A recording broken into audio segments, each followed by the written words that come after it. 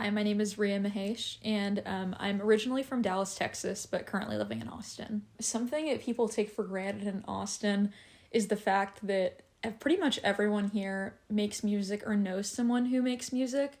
And that's really special because it's just so easy to find a community of people here that are supportive of you and will help you get shows, help you find producers, versus being in Dallas. I remember I wanted to make music, I wanted to record my own stuff, but it was just so limited, the number of people there that were doing it. They weren't all centered in the same place. And so I think it's really special here that people are also so willing to help you out. You just have to find the right people and go to house shows and just talk people up, and it's surprising how helpful people are. Me getting into the Austin music scene is completely attributed to Trevor of Hall Johnson and Andres from Sleepwell, who I had released my first EP really the trenches of COVID in 2020, and there was no possible way that I was going to be able to play any shows for the next few months after I released it. So a lot of people had forgotten that I even made music, and I had been working on this EP that's going to come out soon for a year and a half. And so there wasn't really much Quiet Light buzz per se happening. I released my single Till I Get Tired, and Andres liked it and he showed it to Trevor, and they booked me for the House Johnson Halloween show. And since that show, it's just kind of been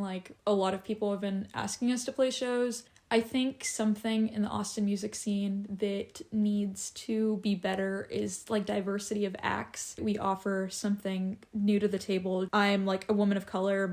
Two of my other bandmates are also women. We're a femme majority band, which is kind of rare in Austin, and we make folk music with a rock tinge and are really just open to just playing whatever shows come our way. We don't really ever say no to shows, and we're just very open to whatever is thrown our way. And I think people like the fact that we are just nice to people, and I think that goes a long way.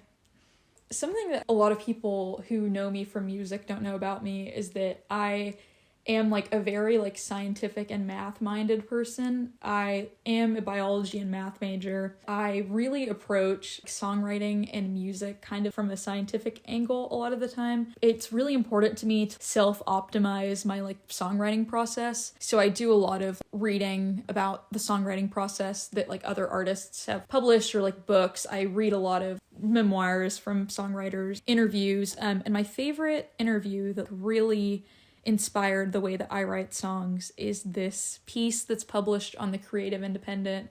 That's Matt Berninger from The National and Phoebe Bridgers having a conversation about songwriting. In it, Matt says, poetry is like ice skating and songwriting is like jumping in the mud and splashing around, which is the most accurate representation of my songwriting process. I definitely love to pull from books specifically. Alex G said this thing where he was these days, music is not super relaxing for me. I prefer books for inspiration because anytime I listen to music, I'm just thinking about how I can pull something from someone else and be inspired by this or that, and it doesn't really take my mind off of things. I wrote the first song on the EP the day after I had read Joan Didion's Slouching Towards Bethlehem, and that's the biggest inspiration on my EP. So it's a lot of thought-driven things. I definitely lead with emotion, but my songwriting process is a very logical thing for me, which I think people don't expect.